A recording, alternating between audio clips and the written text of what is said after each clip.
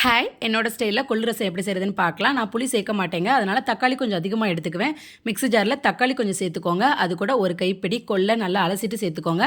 பூண்டு, சின்ன வெங்காயம் கண்டிப்பாக சேர்த்துக்கோங்க. ஏன்னா நம்ம சளிக்காக தான் கொள்ளு ரசம் சாப்பிடுவோம். வெங்காயம் சேர்த்திங்கன்னா ரொம்ப நல்லது. மிளகா, ஒரு பச்சை மிளகா, அது கூட மிளகு, அப்புறம் கொஞ்சம் சீரகம், கொத்தமல்லி, கறிவேப்பிலை, இது எல்லாத்தையும் சேர்த்து நல்லா அரைச்சி எடுத்து வச்சுக்கோங்க. கடாயில் எண்ணெய் சேர்த்து கடுகு, வெந்தயம் பொரிஞ்சதுக்கப்புறம் நம்ம அரைச்சி வச்சுருந்தோம் இல்லையா, அந்த பேஸ்ட் அதையும் சேர்த்து நல்லா எண்ணெயில் நல்லா வதக்கணுங்க. அதுக்கு முன்னாடி கொஞ்சம் பெருங்காயத்தூள், மஞ்சத்தூள், கல்லுப்பு, அப்புறம் கறிவேப்பிலை, இது எல்லாத்தையும் சேர்த்து நல்லா கொள்ளு ஓரளவுக்கு நல்லா எண்ணெயிலே நல்லா வேகிற அளவுக்கு நல்லா வதக்கிடலாம்.